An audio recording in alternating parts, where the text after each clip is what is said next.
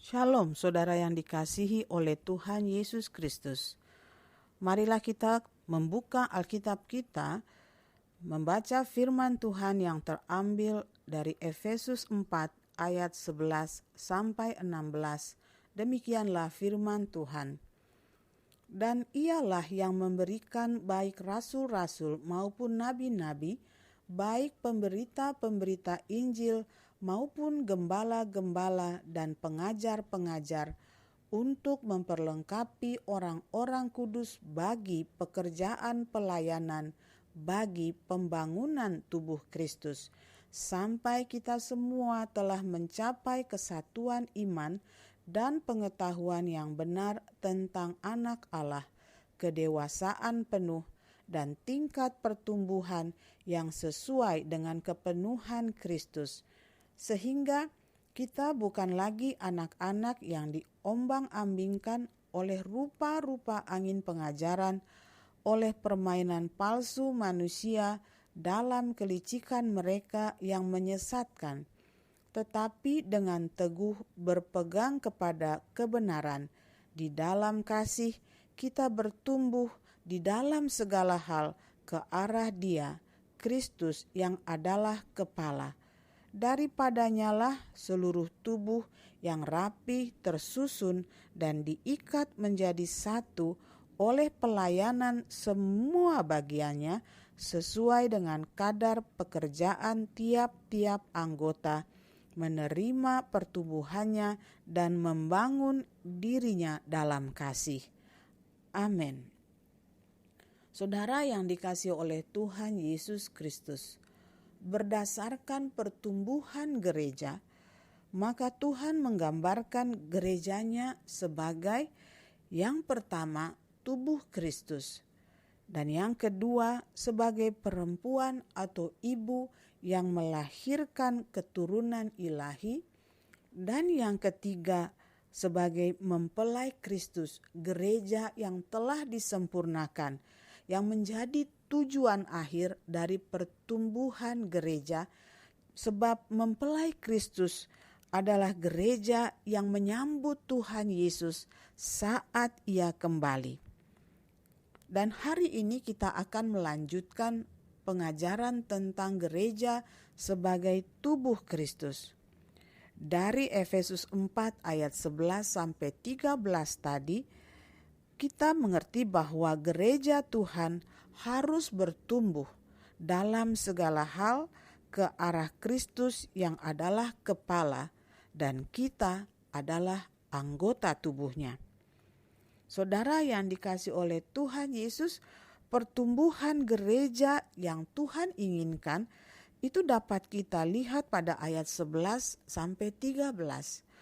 Yang pertama, Tuhan memperlengkapi gerejanya dengan rupa-rupa karunia dan rupa-rupa pelayanan untuk pembangunan tubuh Kristus. Ini berbicara tentang gereja seluruh bumi dan gereja sebagai gereja-gereja lokal dan juga jemaat. Dan yang kedua adalah gereja harus bertumbuh ke arah Kristus, harus mencapai kesatuan iman, kesatuan pengetahuan yang benar tentang Anak Allah, dan tingkat pertumbuhan yang sesuai dengan kepenuhan Kristus, supaya gereja itu tidak akan terombang-ambing dengan ajaran-ajaran sesat. Mari saudara, saya meminta Anda menghentikan untuk sejenak video ini dan membuka Alkitab saudara masing-masing dan membaca Yohanes 10 ayat 1 sampai 8. Saudaraku yang kekasih, perumpamaan tentang gembala yang baik mengatakan bahwa yang pertama, Tuhan Yesus memberikan nyawanya untuk domba-dombanya. Kita perhatikan itu ada pada ayat 11 dan 17. Dan setiap orang yang percaya kepada Tuhan Yesus adalah domba milik Tuhan Yesus yang tidak ada seorang pun yang dapat mengambilnya dari Dia, kecuali dirinya sendiri menghendakinya. Itu tertulis di dalam ayat 18. Lalu Tuhan Yesus berkata juga bahwa Dialah pintu pada ayat ke-7. Dan ini berbicara tentang pintu yang sempit yang menuju kepada jalan hidup yang kekal. Dan Tuhan Yesus sebagai gembala memanggil domba-dombanya satu persatu sesuai dengan namanya untuk keluar melalui pintu itu untuk digembalakan oleh dirinya sendiri. Berbicara tentang apakah kedua perkara ini, saudara? Saudara yang dikasihi oleh Tuhan, gereja sebagai tubuh Kristus haruslah ditandai dengan percaya kepada Tuhan Yesus dan bertobat. Tidak lagi hidup menurut jalannya sendiri, tetapi mengikut Tuhan Yesus. Keluar dari pintu itu juga dapat diartikan sebagai lahir baru, dan ini ditandai dengan memberi diri dibaptis dalam nama Bapa, Anak, dan Roh Kudus, yaitu di dalam nama Tuhan Yesus Kristus, dengan baptisan yang sesuai dengan apa yang Tuhan Yesus terima, yang tertulis dengan jelas di dalam Alkitab, yaitu baptisan selam.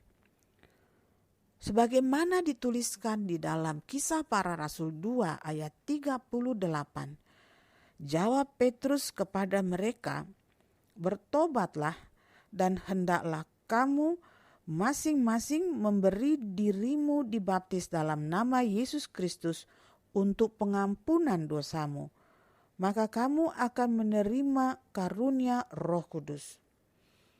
Saudara yang dikasihi oleh Tuhan Yesus, gereja sebagai tubuh Kristus haruslah merupakan gereja yang di dalamnya diajarkan tentang pertobatan, sehingga jiwa-jiwa yang mendengar itu juga boleh menjadi bertobat, percaya, dan memberi diri dibaptis dalam nama Bapa, Anak, dan Roh Kudus, yaitu di dalam nama Tuhan Yesus Kristus. Tubuh Kristus yang benar adalah gereja yang senantiasa menyuarakan kebenaran dasar ini. Saudara yang dikasihi oleh Tuhan Yesus, kita perhatikan yang selanjutnya. Di sana dikatakan bahwa domba-dombanya mengenal suara gembala. Oleh sebab itu domba-dombanya mau mengikut gembala, mau mengikut Tuhan Yesus. Ini juga yang harus menjadi tanda dari seorang jemaat sebagai bagian tubuh Kristus. Dia menjadi peka kepada suara Tuhan yang disampaikan oleh gembala yang Tuhan tunjuk untuk menggembalakan dirinya. Dia harus mengerti bahwa suara yang disuarakan oleh gembala itu adalah suara yang bukan berasal dari dia, tetapi berasal dari Tuhan Yesus Kristus. Seorang jemaat mengenal suara gembalanya, dia akan bersuka cita menerima ajaran yang diajarkan di gerejanya sebagai kebenaran dan melakukannya dengan taat. Dan itulah sebabnya sebagai gembala yang baik, Tuhan Yesus menggembalakan domba-dombanya dengan memberikan makanan yang terbaik untuk domba-dombanya. Apakah makanan yang terbaik untuk domba-dombanya? Kita bisa perhatikan dalam Yohanes 6 ayat 35, kata Yesus kepada mereka, "Akulah roti hidup. Barang siapa datang kepadaku, ia tidak akan lapar lagi. Dan barang siapa percaya kepadaku, ia tidak akan haus lagi." Roti hidup yaitu Tuhan Yesus sendiri adalah firman Tuhan. Siapa yang datang kepadaku ini berbicara tentang siapa yang mendengar perkataanku, siapa yang mendengar firmanku, siapa yang membuka Alkitab dan membaca perkataanku. Dan kemudian ia tidak akan lapar. Dan siapa yang percaya kepada perkataan-perkataanku, siapa yang mendengar dan percaya menyimpannya sebagai kebenaran firman Tuhan, siapa yang membaca Alkitab, merenungkannya siang dan malam, menaruhnya di dalam hati sebagai pedoman kehidupannya, ia tidak akan haus lagi. Dan yang kedua dikatakan di dalam Yohanes 4 ayatnya yang ke-10 dikatakan, jawab Yesus kepadanya, jikalau engkau tahu tentang karunia Allah dan siapakah dia yang berkata kepadamu, berilah aku minum, niscaya engkau telah meminta kepadanya dan ia memberikan kepadamu air hidup. Dan air hidup ini berbicara tentang Roh Kudus, saudara yang dikasihi oleh Tuhan Yesus. Firman-Nya mengatakan, barang siapa percaya kepadaku sesuai dengan kitab-kitab suci, maka dari dalam dirinya akan mengalir aliran air hidup. Dan yang dimaksudkan dengan aliran air hidup itu adalah Roh Kudus. Gembala yang baik memberikan firman. Gembala yang baik memberikan Roh Kudus. Dan sebagai gembala di dalam gereja Anda, bukan mereka, bukan dia yang memberikan itu, tetapi Tuhan Yesus. Dan oleh sebab itu, sebagai bagian dari tubuh Kristus, hendaklah tiap-tiap jemaat senantiasa merindukan, lapar, haus akan kebenaran, yaitu firman Allah yang diberitakan atau diajarkan oleh Roh Kudus. Saudara yang dikasihi oleh Tuhan Yesus Kristus, ini harus menjadi tanda dan kriteria bagi Anda semua sebagai tubuh Kristus. Dengan demikian maka pembangunan yang terjadi di dalam diri kita adalah kita bertumbuh ke arah Kristus, yaitu manusia dan sifat karakter kita yang lama akan hilang dan karakter Kristus akan datang. Dan karena itu tiap-tiap anggota tubuh Kristus adalah orang-orang yang diperbaharui dan memiliki karakter-karakter ilahi. Mereka akan tumbuh di dalam kesatuan. Pembangunan gereja Tuhan juga digambarkan sebagai pembangunan rumah rohani yang berkenan kepada Allah. Hal itu tertulis dalam 1 Petrus 2 ayat 4-5. Dan datanglah kepadanya batu yang hidup itu, yang memang dibuang oleh manusia, tetapi yang dipilih dan dihormat di hadirat Allah. Dan biarlah kamu juga dipergunakan sebagai batu hidup untuk pembangunan rumah rohani bagi suatu imamat kudus, untuk mempersembahkan persembahan rohani yang karena Yesus Kristus berkenan kepada Allah.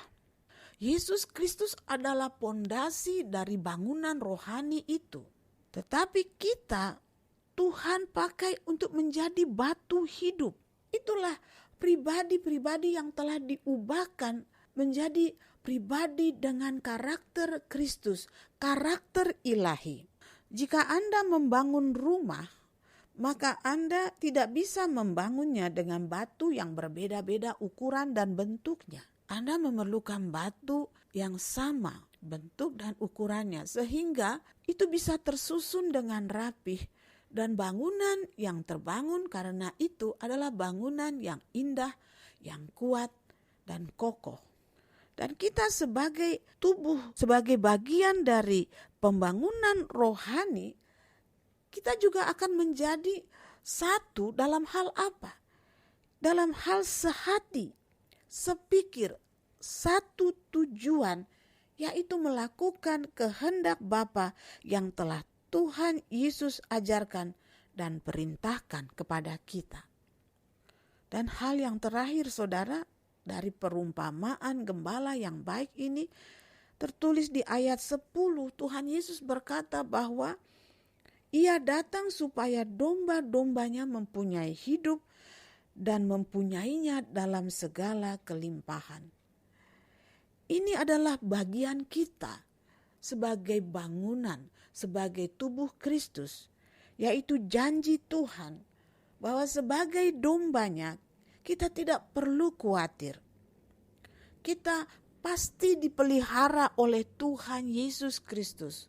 Jika kita mau menjadi domba gembalaan yang baik, yang tidak menyimpang ke kiri atau ke kanan, yang tidak melawan apa yang diberikan oleh gembalanya, Tuhan menjanjikan hidup yang berkelimpahan. Pemazmur Daud mengatakan di dalam Mazmur 23 ayat pertama, Tuhan adalah gembalaku, takkan kekurangan aku. Kalau dalam terjemahan bahasa Inggrisnya, itu berkata, Tuhan adalah gembalaku, aku tidak akan memerlukan apa-apa lagi. Aku tidak perlu khawatir tentang apapun, karena dari Tuhanlah datangnya pemeliharaan hidupku. Dan sekarang kita melanjutkan tentang perumpamaan yang kedua, yaitu tentang pokok anggur yang benar. Sekali lagi, saya minta saudara sekalian untuk menghentikan sejenak video ini dan membaca Yohanes 15 ayat 1-8. Saudara yang dikasihi oleh Tuhan Yesus Kristus, perumpamaan tentang pokok anggur yang benar ini berbicara tentang pertumbuhan tubuh Kristus sampai menghasilkan buah. Atau dengan kata lain adalah pertumbuhan untuk mencapai kedewasaan rohani. Kita perhatikan dalam perumpamaan ini, Tuhan Yesus mengatakan, Dialah pokok anggur yang benar dan kitalah ranting-rantingnya. Pada ayat yang kelima. Dan Tuhan Yesus menghendaki agar kita tinggal di dalam Dia. Dan yang dimaksudkan di sini adalah berakar di dalam Dia, dibangun di dalam Dia, dan menghasilkan buah sesuai dengan apa yang dikehendakinya. Tuhan Yesus juga mengatakan bahwa Ia membersihkan kita sebagai ranting dengan firman-Nya agar kita dapat berbuah pada ayat yang ketiga. Kolose 2 ayat 6-7. Kamu telah menerima Kristus Yesus Tuhan kita. Karena itu hendaklah hidupmu tetap di dalam Dia. Hendaklah kamu berakar di dalam Dia dan dibangun di atas Dia. Hendaklah kamu bertambah teguh dalam iman yang telah diajarkan kepadamu, dan hendaklah hatimu melimpah dengan syukur. Dibersihkan dengan firman Tuhan adalah tahap untuk menuju kepada kedewasaan rohani agar kita dapat berbuah. Kita tidak boleh tinggal sebagai bayi-bayi rohani, karena bayi rohani tidak bisa dipakai oleh Tuhan untuk pekerjaan pelayanan pekabaran Injil. Dan ciri dari orang yang dewasa rohani adalah kehidupan yang bersih di hadapan manusia karena senantiasa hidup dalam ketaatan dan kekudusan. Gereja yang bertumbuh bukan hanya ditandai dengan bertambahnya jiwa-jiwa yang diselamatkan, tetapi terutama mereka yang sudah percaya kepada Tuhan Yesus bertumbuh ke arah yang benar, bertumbuh kepada kedewasaan rohani. Dalam kehidupan mereka akan terlihat kehidupan yang semakin bersih, semakin kudus, karena mereka dibersihkan dengan firman Tuhan. Mereka hidup di dalam takut akan Tuhan. Tuhan menghendaki agar kita tetap setia tinggal di dalam Dia. supaya kita mendapat makanan firman Tuhan yang murni. Dan itulah sebabnya saudara yang dikasihi oleh Tuhan, betapa kita sebagai bagian dari gereja kita harus tinggal dan setia dalam gereja kita dan tidak berpindah-pindah gereja sesuai dengan kehendak saudara. Sebab kalau saudara sudah menemukan gereja yang benar-benar mengajarkan kebenaran, maka bukan saudara yang memilih supaya saudara bergereja di situ, tetapi Tuhan Yesuslah yang menempatkan saudara agar saudara tertanam dan bertumbuh dan menghasilkan buah di sana. Tidak ada alasan untuk saudara keluar. Tidak ada alasan untuk saudara berpindah-pindah gereja kalau saudara sudah mendengar dan menerima pengajaran yang murni dari firman Tuhan. Bukan pengajaran yang berasal dari doktrin manusia. Bukan pengajaran yang didasarkan oleh keinginan manusia, yaitu hamba-hamba Tuhan palsu yang tidak peduli dan tidak memperhatikan kemajuan pertumbuhan rohani saudara dan hanya ingin mendapatkan keuntungan materi belaka. Ketika saudara sudah menemukan gereja yang adalah tubuh Kristus, maka saudara juga terpanggil untuk bertumbuh di sana dan melayani di sana. Saudara yang dikasihi oleh Tuhan Yesus juga mengatakan bahwa Dia adalah pokok anggur yang benar dan Dia mengharapkan agar kita sebagai ranting menghasilkan buah. Buah apakah yang harus kita hasilkan untuk Tuhan? Kita tahu ada 2 buah yang harus kita persembahkan kepada Tuhan. Yang pertama adalah buah-buah pertobatan, yaitu pribadi yang dipenuhi dengan buah roh.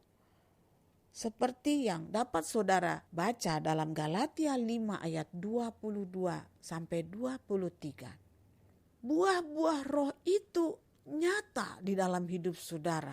Setiap saat bertambah-tambah. Sehingga orang lain boleh melihat dan menyaksikan bahwa pertobatan saudara sungguh nyata. Buah yang dihasilkan adalah kehidupan yang semakin hari semakin disucikan, semakin dibersihkan oleh firman Tuhan. Kebaikan-kebaikan yang bersumber dari Tuhan Yesus mengalir kepada banyak orang. Dan dalam pelajaran kita yang kemarin, itulah yang membuat pribadi kita disukai banyak orang. Sehingga kita bisa dipakai sebagai saksi dan membuat orang percaya kepada Tuhan Yesus. Sebab buah yang kedua adalah jiwa-jiwa yang kita menangkan karena kesaksian dan pekabaran Injil yang kita kerjakan. Juga karena doa kita yang merindukan agar Tuhan memakai kita seturut dengan kehendak dan rencananya, yaitu mengerjakan amanat agung untuk pergi kepada setiap orang, memberitakan Injil dan menjadikan mereka murid Tuhan Yesus untuk dibawa ke gereja agar mereka menerima baptisan karena mereka telah bertobat dan percaya kepada Tuhan Yesus. Dan di dalam gereja itulah seluruh jemaat bersama-sama bertumbuh di dalam ajaran-ajaran yang telah Tuhan Yesus berikan kepada rasul-rasulnya dan disampaikan kepada kita. Dan itu adalah ajaran Injil sepenuh. Kemudian saudara, dikatakan jika kita tinggal di dalam Dia dan firman Tuhan ada di dalam kita, maka Tuhan Yesus berjanji akan memberikan apa saja yang kita kehendaki dan kita minta kepadanya di dalam doa. Itu tertulis pada ayat ke-7. Dan seperti perumpamaan tentang gembala yang baik, di mana di situ Tuhan menjanjikan hidup yang berkelimpahan. Ayat ini juga merupakan janji Tuhan bagi kita.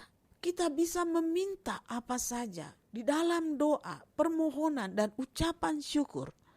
Dan Tuhan Yesus pasti mendengarkan dan memberikan apa yang kita mau.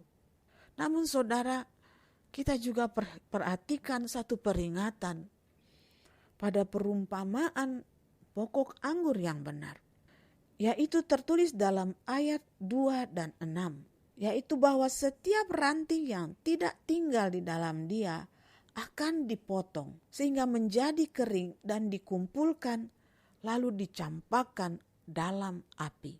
Ini adalah jemaat yang tidak mau sungguh-sungguh tinggal di dalam Tuhan, menerima ajaran dari Tuhan, hidup di dalam kepenuhan Roh Kudus, melakukan apa yang Tuhan Yesus perintahkan. Sehingga ia menjadi ranting yang mungkin hanya menghasilkan daun, tapi tidak ada buah yang tampak dari carang itu. Di dalam gereja yang sebenarnya adalah gereja yang menjadi bagian dari tubuh Kristus, tidak semua orang mau tinggal di dalam kebenaran firman Tuhan. Selalu ada saja orang-orang yang tidak peduli akan kemajuan rohaninya. Kita bisa melihat dari cara mereka beribadah di gereja. Kita bisa memperhatikan bagaimana mereka bisa seenaknya datang dan bisa tidak merasa apa-apa jika tidak datang beribadah. Mungkin ada hamba-hamba Tuhan atau anak-anak Tuhan yang selalu mengingatkan dia, tetapi dia mengabaikan. Setiap kali ditanya, kenapa tidak datang? Jawabannya bisa dengan seenaknya mengatakan, saya ketiduran, saya pergi pesta, saya pergi jalan-jalan dengan teman, dan lain-lain. Di dalam tubuh Kristus juga tidak kurang anak-anak Tuhan yang tidak sungguh-sungguh sehingga seringkali mereka melakukan keonaran dan terjadilah perselisihan antar anak-anak Tuhan dan perpecahan. Gereja sebagai tubuh Kristus juga tidak selalu datang orang-orang yang sungguh-sungguh bertobat. Kita melihat 12 murid Kristus, satu di antaranya berkhianat dan menjual Yesus seharga 30 keping perak, dan itu adalah Yudas. Dan itu sudah menjadi pertanda saudara bahwa di dalam tubuh Kristus tidak semua orang yang datang itu benar-benar orang yang diselamatkan. Tetapi bukan berarti saudara mereka yang datang dan belum sungguh-sungguh tidak bisa diubah. Karena ayat yang mengatakan setiap ranting yang tidak menghasilkan buah akan dipotong, ini berbicara tentang penghakiman yang dilakukan oleh Tuhan Yesus sendiri. Kita kemarin telah diajarkan bahwa di dalam gereja tidak boleh ada perselisihan. Jika ada perselisihan, itu adalah bukti bahwa kedua belah pihak, berapa orang jumlahnya pun, yang berselisih itu adalah manusia-manusia duniawi. Saudaraku yang dikasihi oleh Tuhan Yesus, sebagai hamba Tuhan, saya seringkali merasa sedih ketika pada saat kita beribadah, ada orang yang selalu keluar pada saat persembahan itu dibagikan. Puji Tuhan sekarang saya tidak melihat itu lagi. Tetapi sebagai hamba Tuhan, ketika saya melihat hal seperti itu, tentulah saya merasa berduka. Apakah yang saya harus katakan kepada orang-orang seperti itu? Apakah saya sudah salah di dalam menggembalakan jemaat Tuhan? Itu yang saya rasakan. Tidak jarang saya mendengar bahwa di dalam kantong persembahan yang dihitung oleh hamba Tuhan, di sana terdapat uang yang sudah dirobek, terdapat tisu, terdapat bon, kwitansi. Demikian juga saya memperhatikan setiap kali kita akan memberikan persepuluhan, selalu saja ada jemaat yang tidak hadir, dan saya tahu bahwa itu disebabkan karena mereka tidak memberikan persepuluhan. Saya sekarang tidak sedang membicarakan tentang materi uang agar saudara rajin memberikan uang di dalam kegiatan gereja. Tidak. Tetapi mereka yang memberi persembahan, mereka yang meletakkan persembahan persepuluhan dengan benar, itu adalah tanda bahwa mereka sangat mengasihi Tuhan, sehingga mereka memberikannya dengan sukacita dan bersyukur. Seringkali juga saya menjadi orang yang cerewet, manakala saya melihat jemaat Tuhan sembarangan saja di dalam rumah ibadah. Gelas ditaruh di berbagai tempat, tidak ada niat untuk mengembalikannya. Sampah di mana-mana. Dan ini adalah bukti bahwa di dalam jemaat kita, kasih kepada Tuhan tidak ada. Padahal tubuh Kristus seharusnya diikat oleh kasih yang mempersatukan dan menyempurnakan.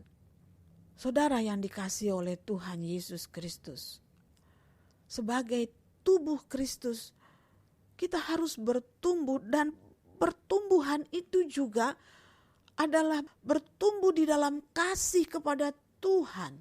Seperti yang diungkapkan oleh Raja Daud, kasih terhadap rumahmu menghanguskan aku. Itu adalah gambaran bahwa kita mengasihi gereja Tuhan, sehingga kita mau melakukan hal yang terbaik untuk kita persembahkan. Sekali lagi, saya tidak sedang berbicara materi. Kalau saudara tidak bisa memberikan bantuan materi kepada gereja, saudara bisa memberikan bentuk lain, yaitu tenaga saudara. Jika saudara tidak bisa memberikan tenaga, saudara bisa melakukan hal yang lain. Pelayanan saudara misalnya.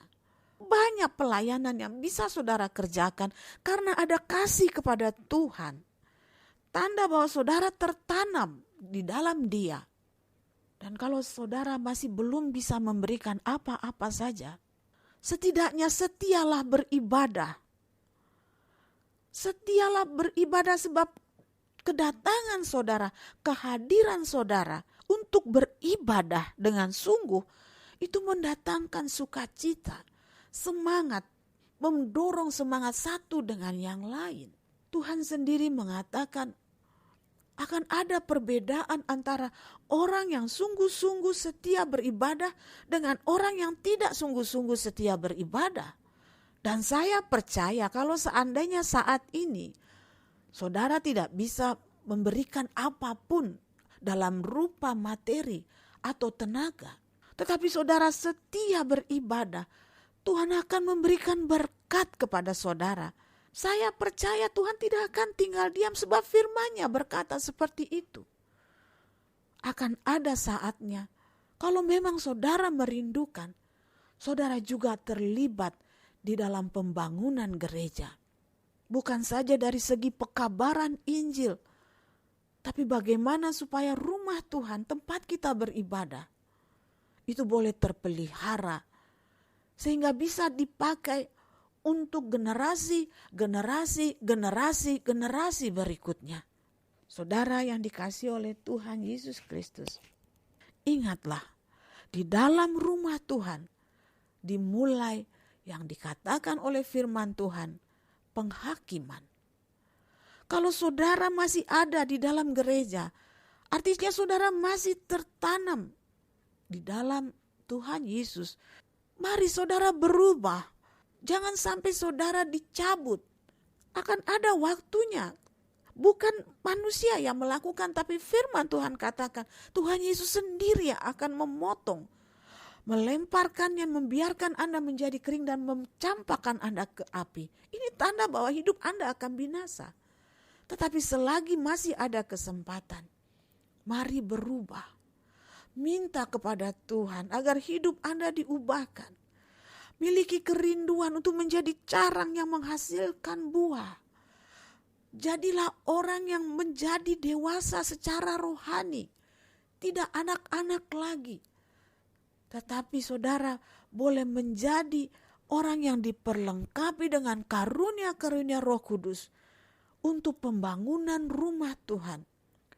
Sehingga gereja Tuhan menjadi lebih semarak karena kedatangan jiwa-jiwa yang diselamatkan. Marilah kita tinggal di dalam pokok anggur itu.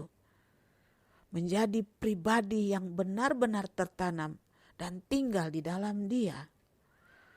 Marilah kita minta kuasa Tuhan agar kita mengalami pertumbuhan yang benar ke arah Dia dan menghasilkan buah untuk kita persembahkan kepada Bapa. Dan marilah kita bersatu untuk pembangunan gereja di mana kita telah dikumpulkan menjadi satu keluarga Allah. Tuhan Yesus memberkati kita semua. Shalom.